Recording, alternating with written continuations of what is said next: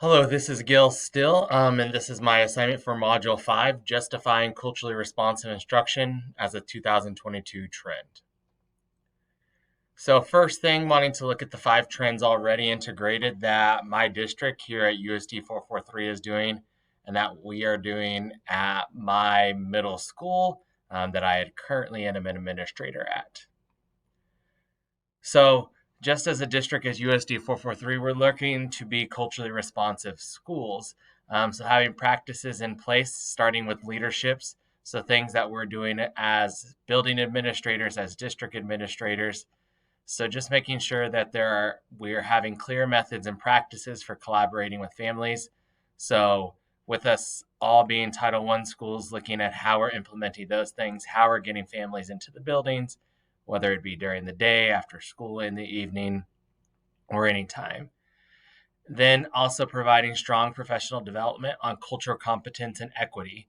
So we are doing that by having a culture responsive multiplier team where teachers and staff within the district go and meet with Dr. Socorro Herrera through K-State and look at biography-driven instruction. Then making sure that we're providing flexibility for decision making to incorporate diversity in instruction, curriculum, and staffing. So then we're also just looking at how we can recruit qualified teachers who are enthusiastic about change.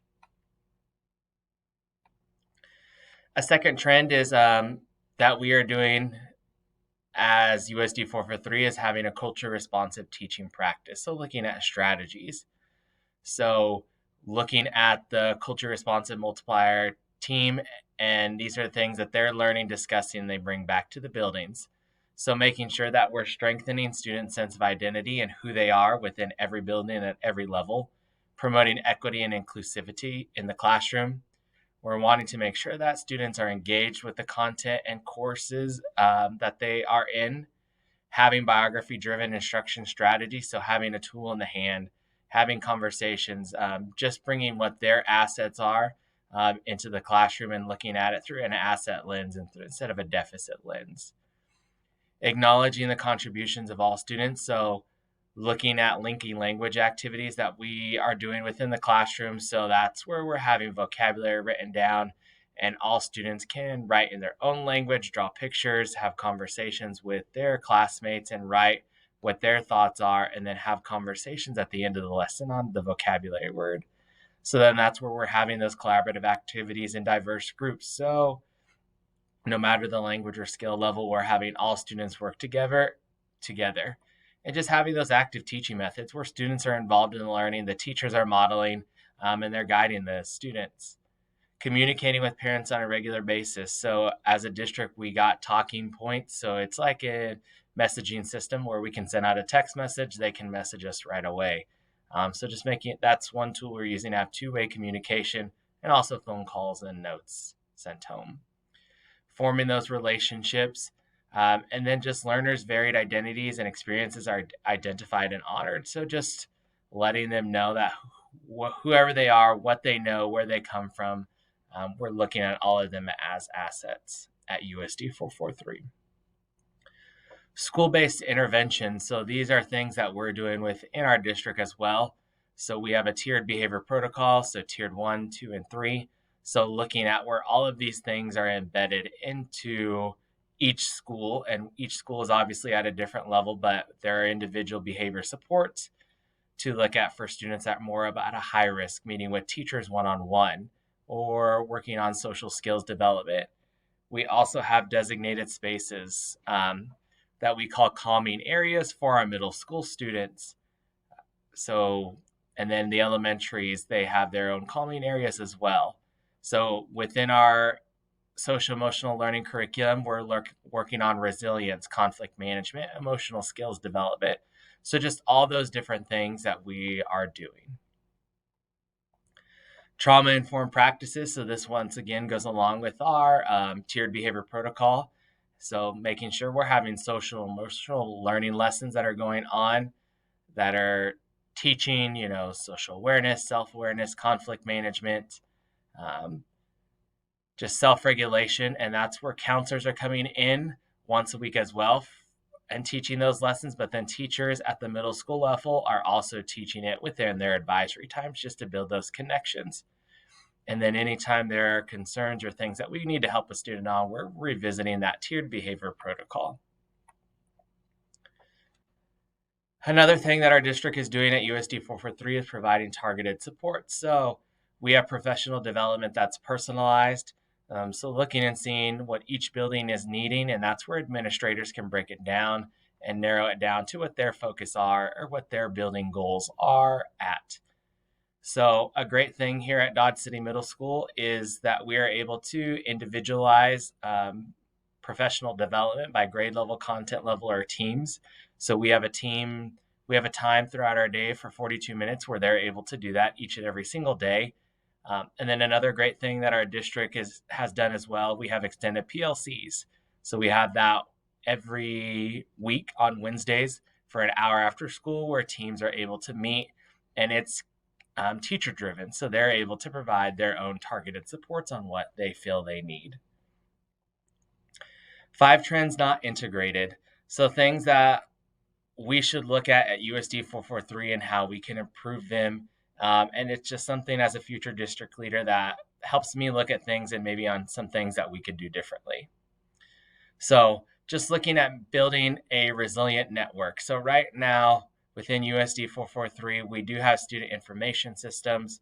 We are using technology and have one-to-one laptops. Currently, though, our internet, the networks aren't always working.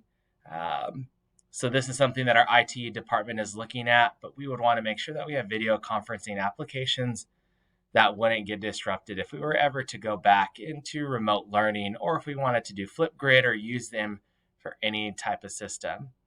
We want to make sure that we're having the right technology that it can evolve alongside us as a school district.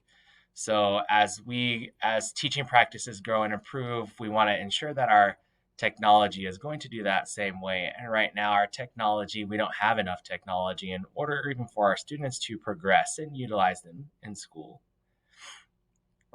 Faculty, staff, and students willing to collaborate and embrace the change. So this is something that we are continuously working on and providing PD, but this is something that still, as USD 443, we would need to continue to work on. Another thing continuing to work on is engaging parents virtually. So just establishing that two-way communication. So this is something that we are in the beginning stages of having talking points and messaging system, but we aren't fully integrating it. So we could do a better job at providing frequent updates on school operations and instructional models. So that's where us as building administrators throughout the district could be able to do this. If we continue not to do these things, our teachers, our families aren't always going to be informed, and we're going to have the continuous questions of why are we doing certain things or what's going on. So by doing that, that allows us to tell our own story instead of someone making the story up for us. So teachers regularly informing parents of content being taught in the classroom. So teachers are using technology to communicate, but they're not always talking about what is being taught. It's just when their students in their classroom are doing well or there's some behavior concerns. So if we don't do that, once again, families aren't going to be aware of what their kids are learning and how they could help them at home if they choose to. Another trend that USD 443 is working on but not fully integrating is having innovative recruitment strategies. So if we don't come up with these innovative strategies, we're not going to be able to fill positions within our district with the teacher shortage and with teachers not feeling that they have the support. So one thing we need to do is anticipate openings before they occur. So that way we can go ahead and get out there, recruit, and see what areas we are going to need to fill openings in. So looking at transforming our recruitment strategies, making sure that we're diversifying our print, digital, and other career advertisements.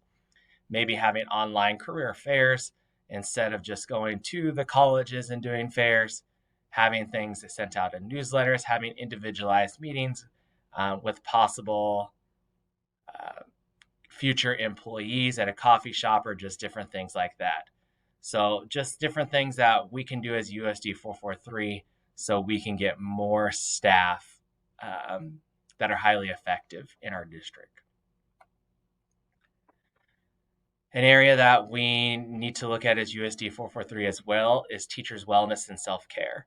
So we talk about the tiered behavior protocol and are helping our students with all these different things, but we also need to help and embed some self-care for our educators.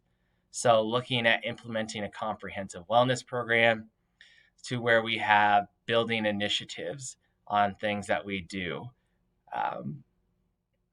Whether it be having yoga, just making sure we're leaving work at school for the night or the weekend. So just different things and setting those boundaries. And then just improving working conditions, talking to our staff, having that two-way communication and seeing what they overall want as a district. And then last trend that we as USD 443 need to integrate and look at as well is building frameworks to advance equity system-wide. So we are a pretty diverse community here in Dodge City, but this is something that we do struggle with and aren't implementing. So we need to create a task force to guide the district's diversity, equity, and inclusion efforts. So this task force can foster a common understanding of diversity, equity, and inclusion concepts.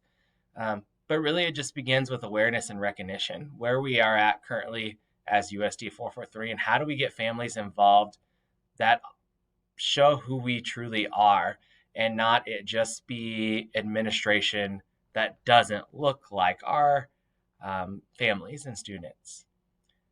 Another thing we could do to improve is conduct those equity audits. So what that does, it's going to provide us with a framework for identifying and understanding the degree of equity or inequity that we currently exist and how we can be better as USD 443. And then these last two sides are my references. Thank you.